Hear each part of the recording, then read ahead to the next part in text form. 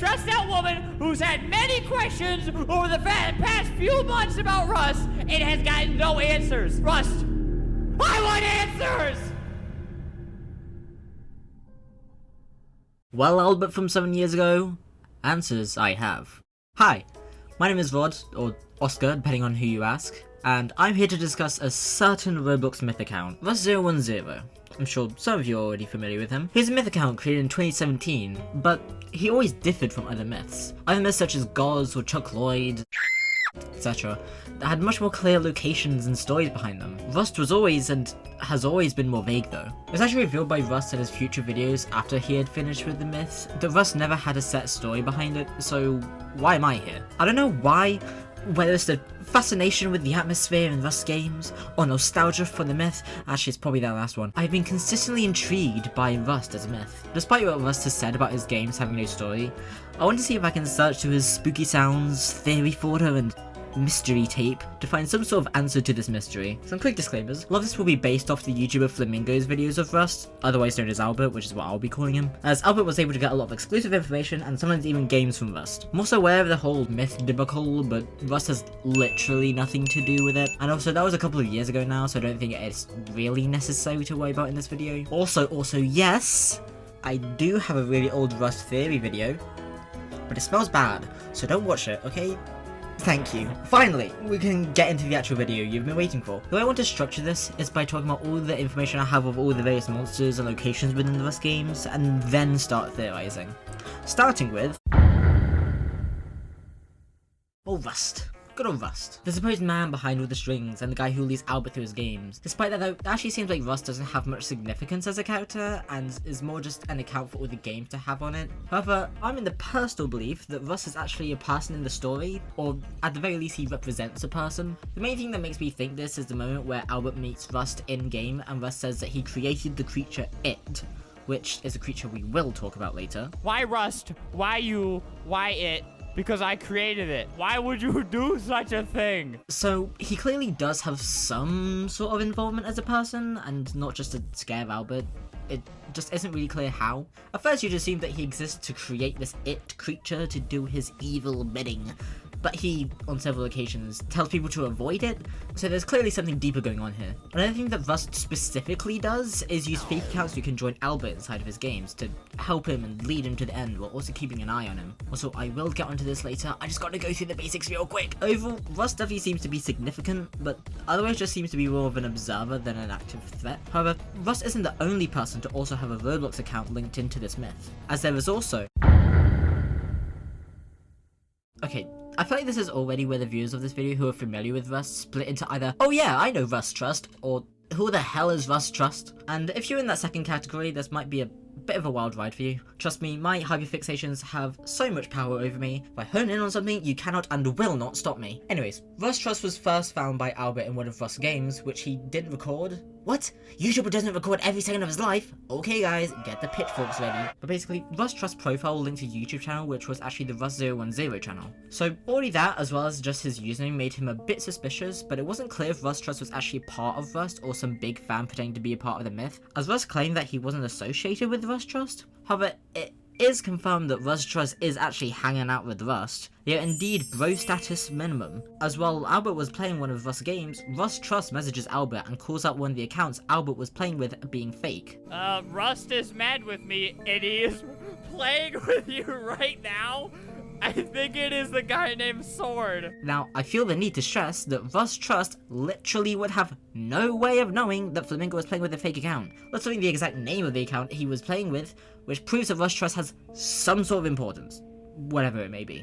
Now that we know that Rust Trust is indeed canonical to the Rustverse, I want to immediately point out how weird it is that Rust and Rust Trust have the same naming pattern of Rust underscore, and then some phrase afterwards. This makes me think that Rust and Rust Trust are not people, and are actually some sort of accounts. When you look in the official Operation Rust Roblox group, this makes even more sense, as in admins there are a bunch of OP Rust accounts, which, seeing how this is inside of the Operation Rust group, just makes me think even more that Rust and Rust Trust and the Rust OP accounts and Rust Toenail Crust are not actual people who were born with very strange naming conventions, but instead just accounts in a system. And also, Rust nearly always has weird codes and deliberate commands littered throughout his old description and his speech, almost like he isn't a person and is a certain account that passes using to fire commands in within whatever database to contribute to Operation Rust. And we know that there is a database within the story, as literally, I kid you not, the very first Rust game shows the player being logged and identified. The only issue is, we have no clear idea of what Operation Rust actually is working towards. They are more just a mysterious group who are very clearly important, but not in an immediately clear way. However, I'm willing to bet that they are responsible for most, if not all, of the weird goblins and creatures running around, as Rust very clearly has a lot of direct links to many of these creatures. But I'll save that later, I'm getting ahead of myself. Also, I do want to make it clear that I'm aware Rust Trust became his own separate myth thing. I have no clue what's going on with that. I know other people also think that Rust Trust was a hoax account, but unless I'm missing something, I genuinely don't see how he could be a hoax, as he calls out the fake players in Albert's game. How would he know about that unless he's in on this as well? If it is a hoax 100% though, and there is some big evidence that I just don't know about, then please let me know, because I am famously not smart. Okay, this is me way, like, in the future after editing pretty much everything in the video. So it turns out Rust Trust was a hoax account, and it just wasn't really obvious. Apparently Rust did like a stream, like after all the Rust stuff was over, but yeah, that wasn't me, I don't know who that was. So, I don't know. I mean, either way, to this video, Rust Trust is never really, like, important. So you don't have to worry about it. I just want to get that in there for the sake of just, like, documentation and not spreading misinformation. So, yeah, killed Rust Trust, I guess. Alright, you don't need to continue clinging onto your pillows and breathing heavily into your conveniently placed brown paper bags. We're going back into more familiar territory. The tall creature, as I'm calling it, is the first little, or I guess big goblin we run into in the Rust games. Specifically the game Happy, which is basically the first game, except for the game simply named Rust, but that's more of a hup game with a simple jump scare to tastefully set the mood. Rust is very serious about his aesthetics. I don't blame him. Anyways, this creature, despite seeming a bit basic in terms of his behavior at first, is actually quite intriguing. Initially, it seems like the creature just kind of stands somewhere aura farming before skedaddling away as soon as you approach him, taking notes from Gaster, I see. However, when you complete the puzzle within Happy, where you push the fake players to the button to make it green, when you approach the tall creature again, he plays a different sound when running.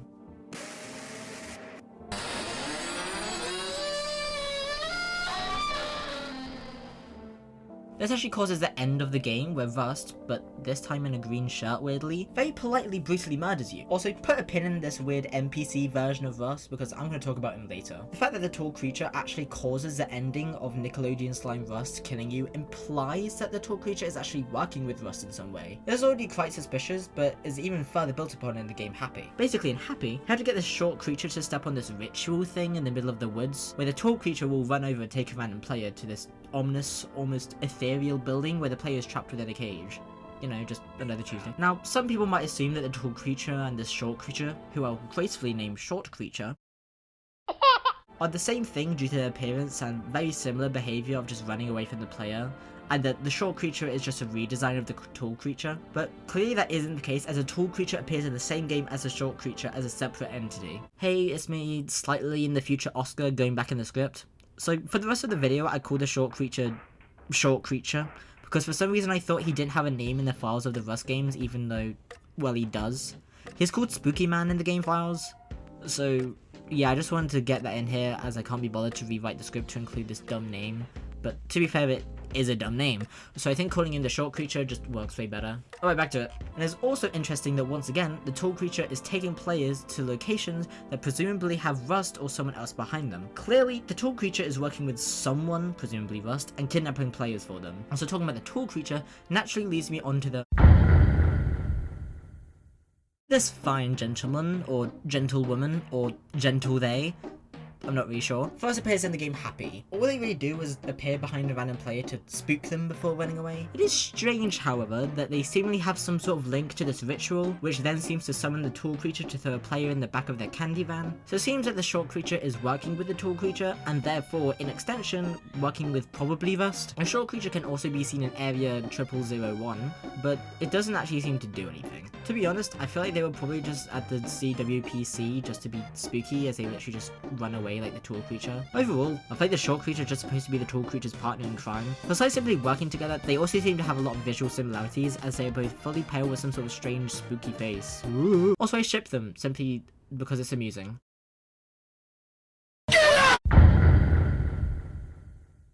Hood Guy! Let's talk about him for a bit. First appearing in the game It's Out There, Hooded Man, as I'm calling him, I know my names are impeccable and a challenge to be reckoned with, is mainly used to jump scare the player, most predominantly in this long tunnel where he runs after the player before disappearing. I know, Hollywood should be taking notes. He also appears another time in the game Look Behind You as a brief little spook. I will point out it is somewhat notable that the first game the Hooded Man appears in is called It's Out There. As we know, Rust commonly refers to a creature only known as It, and the fact that this Hood Guy appears in a game where the title is alluding to a creature called It is a pretty interesting link between those two characters. I also think that it's pretty interesting that at the beginning of Look Behind You, right before Hood Guy materializes, there's a broadcast playing on the radio. The original game is down and you can't access it in any way, so I'll use this clip of the audio from the Game Master Codes video where they played the game when it was still available.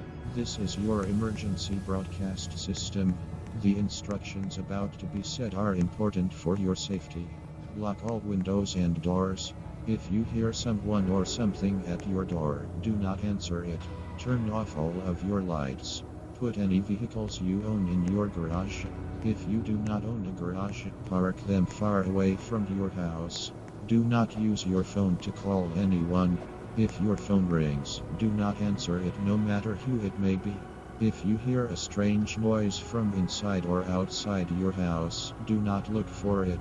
If you see a light from outside, do not investigate it. If you hear a door or window open from inside your home, find a place to hide and stay quiet and hidden. If you see someone or something outside or inside your home, do not interact with it, no matter who it may be. Stay calm and do not panic. It is incredibly interesting that this broadcast tells the player to avoid things like cars, phones, doors and other stuff like that is exclusively operated by humans. The repeated phrase of someone or something further cements the idea that the Hooded Guy mimics human behavior, or maybe even is just some sort of strange tested on person. Definitely suspicious, but in game they don't actually do that much. Heck, you barely even see them. Okay. This is just the guy from camping. So this smiling creature appears in 3 specific places. It's Out There, In the Distance, and Can You See It? In each game he will only appear once to jump scare the player and never again. This guy is just as basic as the Hooded Man, but also like the Hooded Man, the names of the games it appears in allude to the creature possibly being it. Is this guy it? I don't know, man. This is just another basic scary monster thing. Swipe left, absolutely no sex appeal. Oh my giddy aunt, finally! A creature that actually has a name so I don't need to make one up. Granted the name is not very intriguing, but at least it exists! If you didn't know, when Rust stepped away from being a myth, he actually made his games available to look at within Roblox Studio, so you can look at all the codes and the models and stuff. And so far, every single monster within the game's code, except for the short guy, just has a blank name, but this guy is specifically labelled as The Man within the game's files. I kissed the ground and wept when I realised. Anyways, the man is luckily more interesting than the previous 2. The man only appears in the game Can You See It? Once again, I would like to point out the fact that the game's title refers to it, and this is the creature within that game. The man mechanically is pretty basic, it just sort of follows you and then runs off. But what's so interesting about this guy is not what he does, but the remarks Rust makes about him. In Albert's video, where he plays the game, he questions Rust about the man specifically, where Rust says, That was it. I keep telling you about it, Albert. Maybe we should talk about it. So, the man is it, right? Rust specifically refers to the man as it multiple times. That on top of the fact the game is called Can You See It? And it has such a unique appearance when compared to the rest of the creatures we've seen so far. And I mean, come on. This guy is it! Problem solved, pack your bags, blow the confetti, stand up, sit down, turn around, slide to the left, find the 8 pager, and normally I would agree, but there was also counter evidence to the man being it. So after the interaction Albert has with Rust, where Rust talks about it when referring to the man and all that, Rust asks Albert to speak in game, but they continue to talk about the elusive it, where Rust ends up saying, You'll know it when you see it, trust me. You may never see. Should I? Okay, so he gave me, as you guys know, he gave me real life locations of these places. Now I'm kind of, you could see it tonight. You'd never really know. It always smile. Ah, smiles, smiles, smile. Stop, smile. It never stops. Stop. So Rust saying this implies that Albert hasn't seen it yet. Him saying you'll know when you see it implies that like, whoa, you haven't seen it yet, but when you do, oh boy, you'll be in for a real surprise, because it's so mysterious and weird. Also, Russ saying you may never see it implies that Albert hasn't seen it and may never have the chance to. You may notice, this kind of creates a big issue, as all this takes place after Albert meets the man, which Rust literally calls it. So Rust, which is it? Hold on. Rust also saying that it always smiles further suggests that the man isn't it, as I don't know about you, but this face doesn't look like much of a smile to me. So yeah, that definitely adds to the ambiguity of who the man is supposed to be, as he's just constantly stuck in it dysphoria. None of these are technically two characters, but they're both Scarecrows and I don't have much to say about them individually, so I'm just merging them both into one section. The first Scarecrow that I'm going to talk about is the more traditional Scarecrow, which I'll simply name the Scarecrow. This guy actually appears in 2 games, Can You See It and It's Lurking in the Woods. In the game Can You See It, it mostly just kind of stands there in a house in this empty stairways area. So I need to point out how funny this is in hindsight. Like, he's just awkwardly standing in this corner doing nothing. And he just hangs head down in shame, like, we all know you aren't actually doing anything here. At least get some furniture in here or something. Trust me, a couch would work wonders. See? Isn't that so much better? Okay, now I just think you're trying to show off. The Scarecrow also appears in the game It's Lurking in the Woods, but this time it is much more evolved, as it both appears above this house. Oh! Yes, good job, Squidward tennis balls. And also appears in front of the play randomly. Why is the music different? Oh! Oh god! Oh! Oh!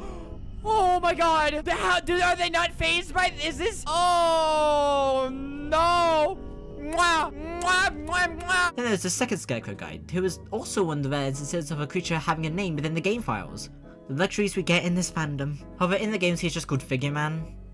Okay, fine, I don't want a cool name anyway. Figure Man only appears in It's Lurking in the Woods, alongside the Scarecrow. Figure Man will actively pursue the player, however, he does it in possibly the most socially awkward way possible. Like, he just sort of shyly shuffles towards you before getting too spooked by your aura, I guess, and running away. But sometimes he doesn't really run that fast, so he's just stuck in this weird loop of going towards and away from the player. Oh, he's kissing him. He keeps chasing after him, and then he keeps running back. He's playing tag. This is a start to a beautiful friendship. He also is able to open up this strange trapdoor in the ground, which could imply something? I would say like, OMG guys, the Figure Man is linked to Rust.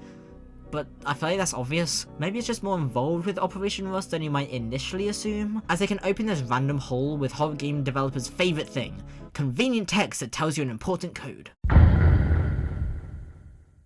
Alright, we're finally here. I know everyone watching who already knew about Rust was waiting for me to talk about this, so I'm just going to get into it immediately. Throughout all of Rust games, Rust has always used fake players, with the most common being NPC players, so I'll talk about them first. These beautiful champs with only the finest avatars first appeared in the first Rust game Smile, where they were first utilised, as this is when they were first appeared as a result of them being first used in this game Smile. These NPCs at first just seem to resemble regular players who otherwise don't do anything. Ignore that. However, these NPCs are used to complete a puzzle in Smile, where you have to push one to this weird crevice where the light turns green, which then allows you to end the game the next time you confront a tall creature. So these NPCs definitely have significance, although that becomes kind of trivial throughout the games. These NPCs then return happy. I will note they do work slightly differently, as in Smile they just take the appearance of these already designed player characters, whereas in Happy the NPCs deliberately copy the avatars of people playing, even if it isn't always the best at it. Otherwise though, in this game they are actually useless gameplay wise, as all they do is periodically jump scare you and then do the sick dance move. They then return once again in Area 0001, where once again they are completely useless and just kind of wander around their CWPC. However, they finally have a distinct function in the game Endless. In this game you're just plopped into this white void with a console thingy littered with a bunch of fake players. They are especially interesting in this game, as this is the first and last time that they actually speak to you in chat, telling you not to mess with the console, and if you do, they will rush towards you before sending you to the game frown. Before I move on to that game, as they appear there as well, I find it interesting that they are directly trying to stop us with messing with some sort of console. Seeing how this place is just a white void, I doubt this is an actual location and more just a representation of something. most likely some sort of system in Operation Rust, as there's a large console there. What this tells me is that the fake players are less monsters and more somewhat robots or AIs or just something that are being controlled by the system. We have even further confirmation of this because in one of the videos that Rust made explaining the Rust games, he enters one of the unreleased Operation Rust games while saying, I had like a plan for it where it would like revolve around like AI and sort of like the fake players I had in the older games. That was the idea. That was like the story that Rust kind of evolved into, but like I said, there wasn't really anything at first. So these fake players are definitely some sort of weird AI being controlled by something within Operation Rust. I would say that's basically canon, and I have more evidence I will get into in a bit, but I just want to quickly explain what these NPC players also do in the game Frown. So in Frown, once again, these fake NPCs just kind of stand around.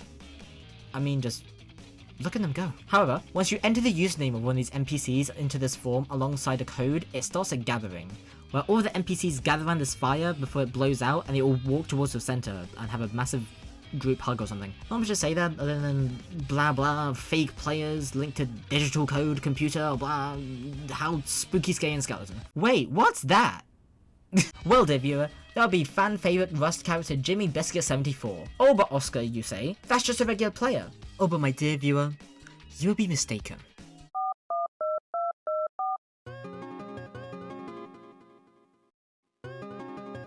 Hello? Yeah? Alright, thank you.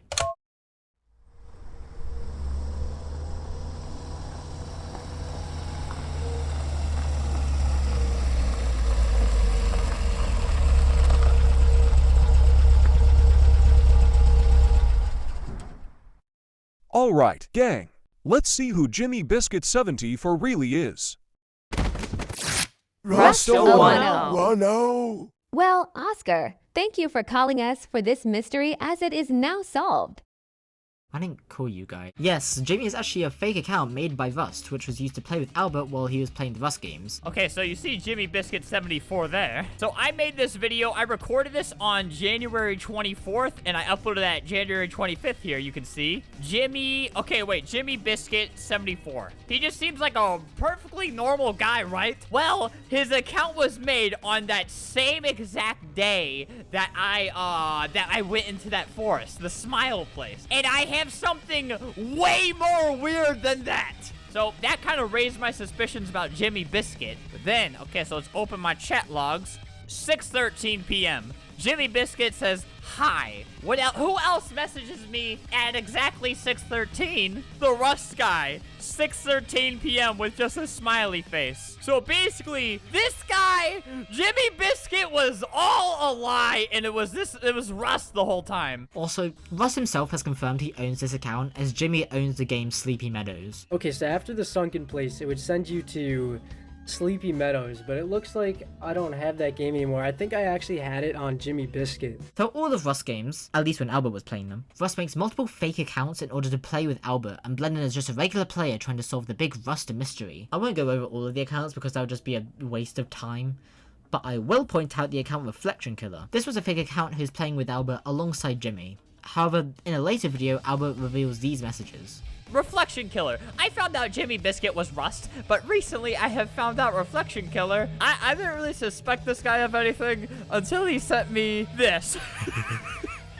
All these smiley faces that Rust does, and then my master has created a new challenge for you to do. You have what it takes? No, I don't. This, while just more directly showing how Rust is controlling these accounts, does clear up one misconception you may have. These accounts are not directly Rust's, like tapping into the brains of these accounts and just acting like them. These accounts are still very separate entities from Rust. What I mean is that if Rust was 100% in control of these accounts, in this interaction, Reflection Killer would have probably said something else like, I have made this challenge for you.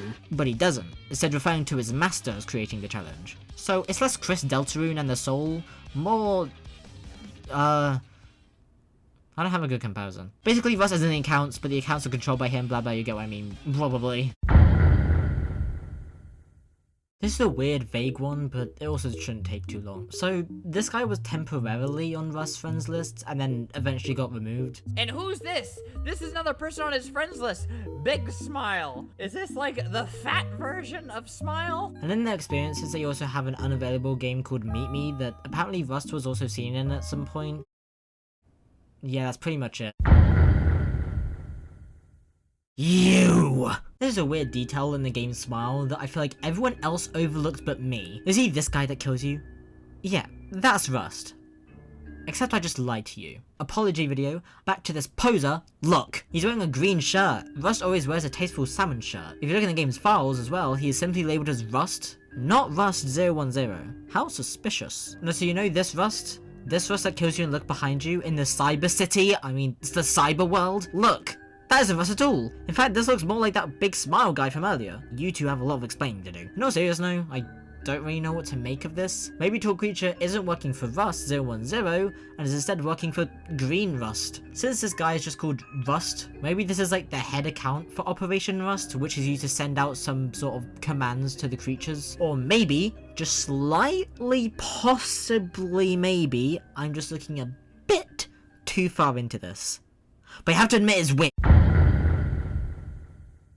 Finally, all the characters are out of the way, and we can finally start looking at some of the locations the Rust games take place in. Well, most of the games actually take place in random unidentifiable forests and abandoned buildings, but a couple do have very distinct locations. The first being... The Sunken Place was first discovered after the game Happy was completed. And, yeah, it's kinda just this. It's a cool location, but there's not much to actually really say about it. Like, what does this mean? However, the Sunken Place does lead directly into the next key location. Sleepy Meadows. Probably my favourite location despite how barren it actually is. Sleepy Meadows appears to be a ghost town in the middle of nowhere. Rust and mold growing on houses. The entire town having little furniture and overall just being worn down. I actually tried searching and did find a Sleepy Meadows on Google Maps, specifically in Manitoba, which is where Sleepy Meadows is said to be in the Rust games. And Rust has said that Sleepy Meadows was based on an actual ghost town, so maybe it's this one? Do not go to Sleepy Meadows a 3 AM challenge. Gone wrong, my parents divorced. Well, hey, it did get a 5-star rating on Google Maps, so W Sleepy Meadows, I guess? Okay, this is unscripted, Oscar, so prepare for me to be less... I'm not scripted. So because Rust games are kind of old and a lot of the scripts are broken, a lot of them allow you to actually go out of first person slightly, even though you're supposed to be, well, in first person. And in Sleepy Meadows, you can't actually access it in Roblox Studio, but if you walk around to this like gate thing and use shift lock, you can see that there's some sort of pathway through it. I doubt that there's actually a way to open it because Albert never found a way to open it in his video. I mean, I could try looking around, but a lot of the code doesn't work, and I'm pretty sure the computers are a bit buggy as well. So, but it is weird how there's something going on. I don't really know what, but I don't know. If anyone can figure out how to get through there and what's actually past there, then let me know. Let me know. But it's probably just some other, like, computer or something. Or, like, a code. Appearing in Area 0001, Chestnut Woods Psychiatric Center, or simply the CWPC, is a large, well, psychiatric center. It seems to be on an incredibly small island, which is also near a small collection of houses, which are actually the same exact houses that appear in Sleepy Meadows. There's also a radio tower on a small island nearby that I will get into. Underneath the CWPC, there is also a large tunnel which doesn't actually lead anywhere. Looking on Google Maps, I was able to find a Chestnut Woods Rehabilitation and Healthcare Center in Boston. However, it doesn't resemble the CWPC in the slightest. However, simply searching Chestnut Woods Psychiatric Center into Google and looking on Google Images reveals this building which closer resembles as Rust CWPC, but clearly isn't the same building nor location. I do find it interesting how a lot of the fake players are found in seemingly an abandoned psychiatric center. Maybe Rust used this place to do something mentally to a bunch of people to control them. However, I feel like it's more likely that Rust just wanted to pick a cool and stereotypically spooky location for his game. I'll keep this section brief as there are a lot of these, but throughout the Rust games, multiple coordinates are given to the player which reveal real-world locations. These mainly just depict old abandoned houses and other buildings that are in the middle of nowhere. However, Rust specifically says that the location I have set you are the places you should never ever go to. So clearly, fan-favorite mystery character It has something to do with these places, but like, I don't know man, these are just random shacks. As you may know, there have been multiple videos throughout the Rust games, but I feel like this is the one that is most notable. The original video has since been taken down, but this channel called Rust010 Reuploads has archived it. Many thank you to them, and I will also link this video in the description. This video depicts some sort of broadcast from News 616, This is specifically relevant as the video was first found in Area 0001, the same game where that radio tower was. So presumably News 616 was being broadcasted from this tower? This video becomes very interesting though when it starts broadcasting a recording taken from an old camera, which depicts someone being followed down a pathway before being chased by something we can't see. We don't really know anything about this video, but presumably the person was being chased by it, as that just seems narratively pleasing. Speaking of it, we are finally at the part of the theory video where I actually start to make theories, and we are only... I don't actually know what timestamp this is. Hopefully we're not like an hour in or something. The first thing that I want to tackle is... I think one of, if not the biggest mystery of Rust is who it is. I presume that at least one of the games actually have the creature inhabiting it, so let's see what we know about it and go from there. So we know that it was made by Rust, so it presumably has some sort of affiliation or link to him. Well, that only really knocks off the Scarecrow guy. I doubt this thing would be super dangerous, as it doesn't really do anything. We also know that it presumably hangs around the various abandoned locations Rust has shown in his games. Well, the tall creature is only seen in forests, and those forests have no abandoned locations, which I guess makes sense, as this guy only appears at the beginning of Rust and never again, so it'd be weird if this guy was it. And that's pretty much all we have to go off of. Well, let's see who else we can knock off. You can knock off the fake accounts, as those are just players controlled by Rust.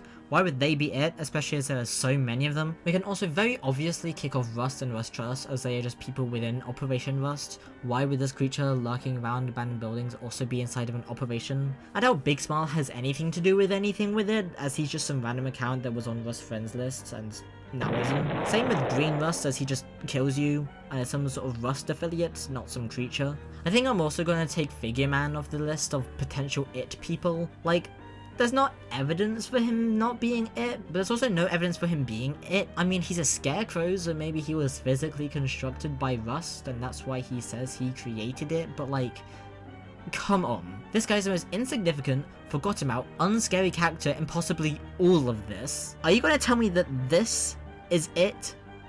Really? Look at me in my eyes and tell me that Figure Man is it. Really?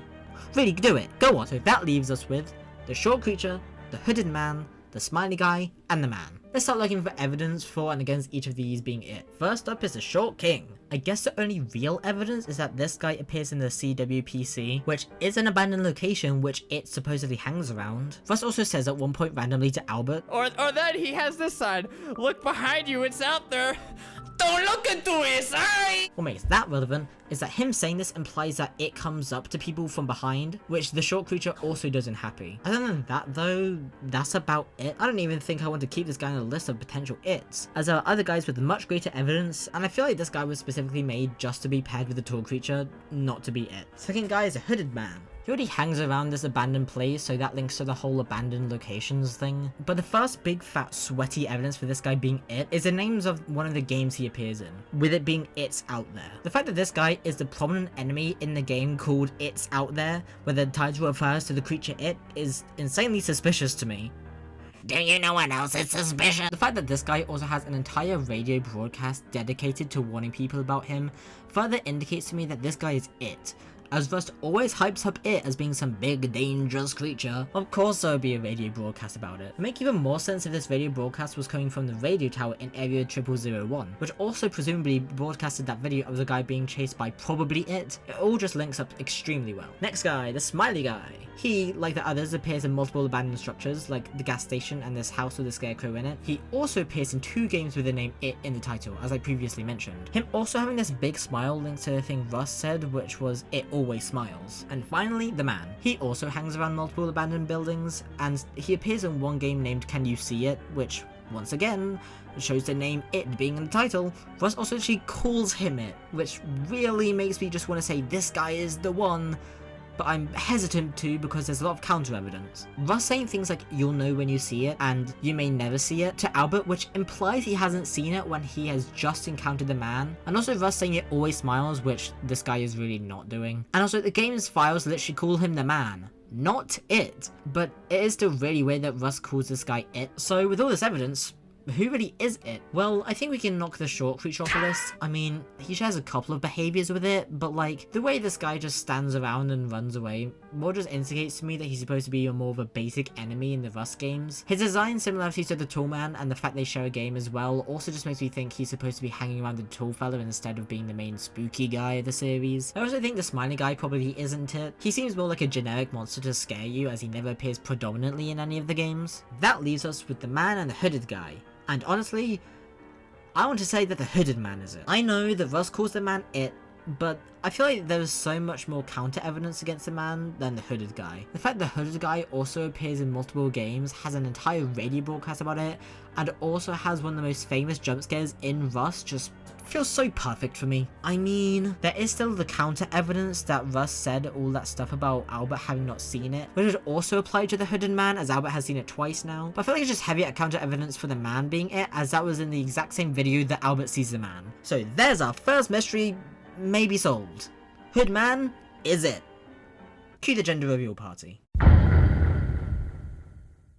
Rust has control of all of these fake players, but where do they come from? Well, this mystery, I'd argue, is actually solved in the very first game. In the first game, called simply Rust, you walk towards this area where a copy of your avatar is on the floor. Once approached, it will turn around, where on the wall it will say, "Player has been logged." We already know that these fake players seem to be hooked up into some sort of system, most likely built and operated by Operation Rust, so this logging seems to be how they get these players. This does create an interesting detail though. Before, it seemed like Rust was just controlling people, but now he seems to be copying them. I mean, this game shows the player literally being duplicated, and this makes more sense as in the game Happy, this is how the fake players look, as they copy the avatars of people in the server. This technology might also be the origin of it, as now we know it's a hooded guy, we know it has a very humanoid form, so maybe this was some sort of failed experiment of the copying technology. With this info, it might actually be a failed duplication of Rust himself. It is said to always smile, and Rust also often smiles. Rust created it, and it is supposedly an early creation,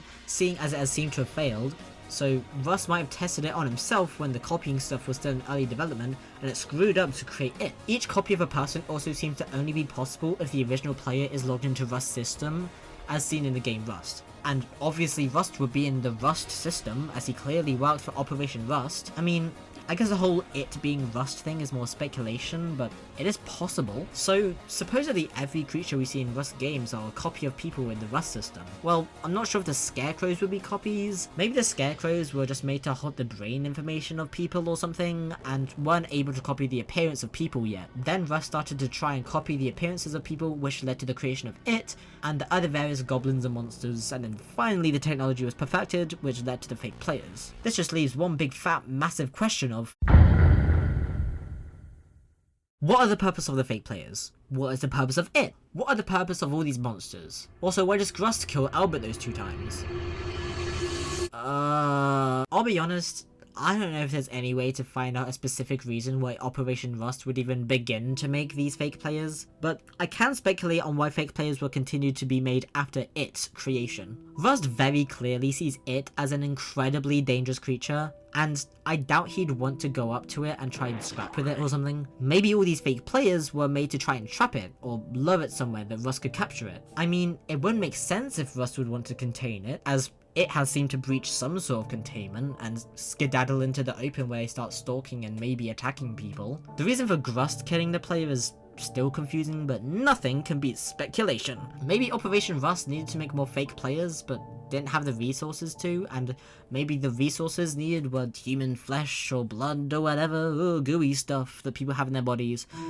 I wouldn't know, I'm a drawing. So these murder scenes were Operation Rust harvesting more parts to create more fake players, maybe? However, that is just speculation, which is already based on more speculation and kinda loose theories, so I don't know.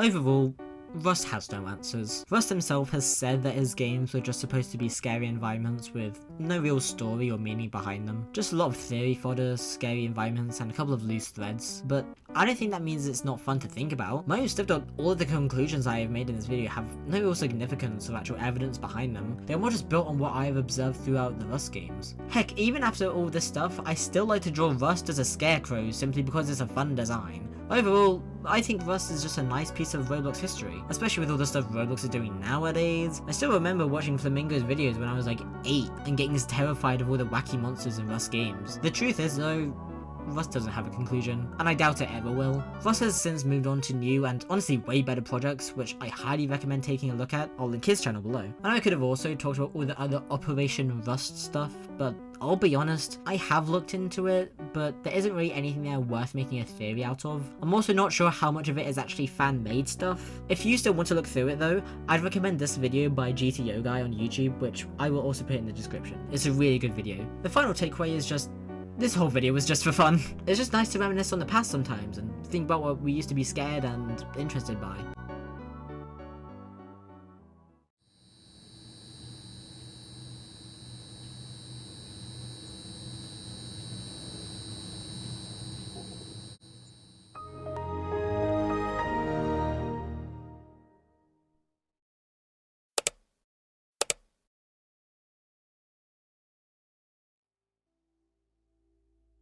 Okay, I originally had like a short little script for this little goodbye section, but I thought I'd scrap that just for this more fluent, well, that's probably not the right word, knowing me, but just unedited, kind of genuine, just like talk kind of thing, as like a thank you and just like a look how far we've come.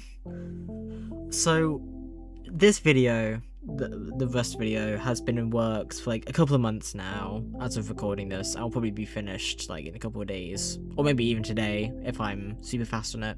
And over that period of time has been like some of the craziest months of my life, because it worked. I know that a lot of my viewers are American or just from other countries where like school works differently, but in the UK, I was in high school. I'm 15 right now, gonna be 16 in a couple months. And what is it? So you go from high school, do like a bunch of exams called GCSEs, and then go into college, right? So over the course of the making of this video, which is partially why it took so long, and also just me being bad at time management and getting distracted,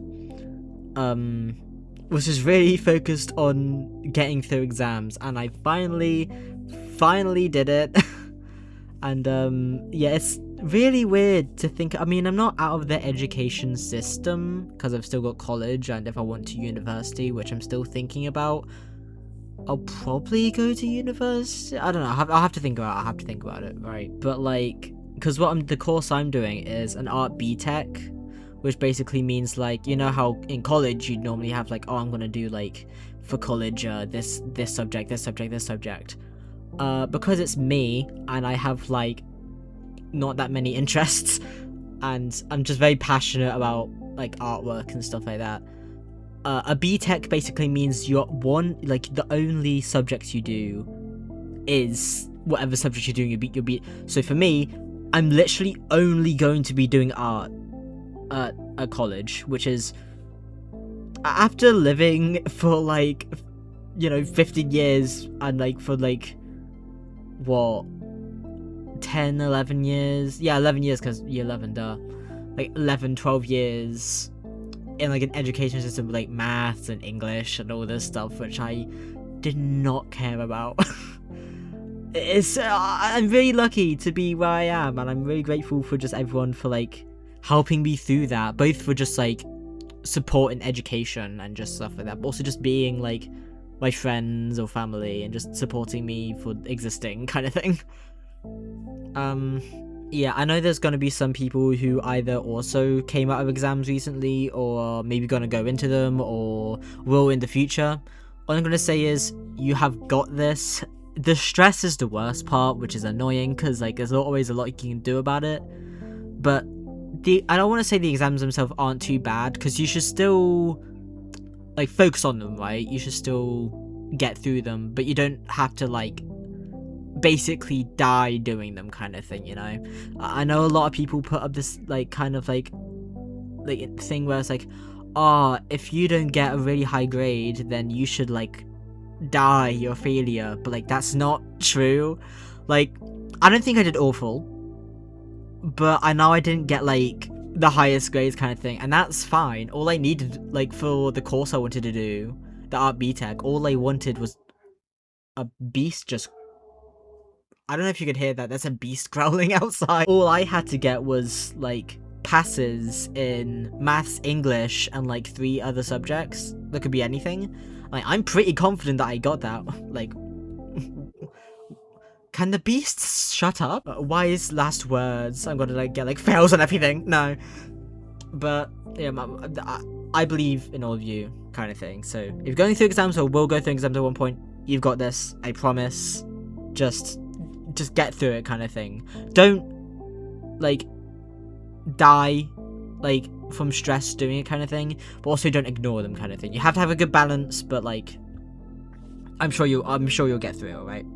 I believe in you. I also just wanted to say, like, thank you. I know this is, like, top 10, like, most said things ever, right? But just, yeah, like, thank you to all my friends and family for just, like, supporting me and, like, the weird things I do. And, like, and I know a lot of my niches are very strange, but I don't know, people are really supportive of that, and just, I've been able to get through because of, I'm really grateful to have everyone I have around me, so just thank you guys. Well, what else was it? Oh yeah, I want to say, you already know what I'm going to say. So sorry for not really doing anything for a while. You know what my upload schedule is like. This has been a very different video, well, as you can tell.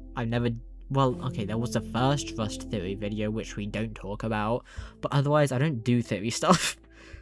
Like, I really want to do this because, like, I really liked the Rust stuff, and I know, like, it's, like, there's some people out there that want to see more Rust content, but there's, like, not that much, really. So I wanted to put this out there for those people who are interested, and also just for myself, just because you got to do things that you find fun, you know. So this is what that was for me. So yeah, hopefully I'll be able to get some more stuff out. I don't know what college will be like in terms of, like, time schedule, so I don't know how videos will be. The honest answer, I simply don't know what will happen. I'll still try and do stuff, I just don't know what that will look like in the future, but we'll get there when we get there, kind of thing, you know. Live in the moment, or whatever that one guy said. But yeah, thank you all just so much for watching, and yeah, I hope I'll see you guys soon. So love you, bye.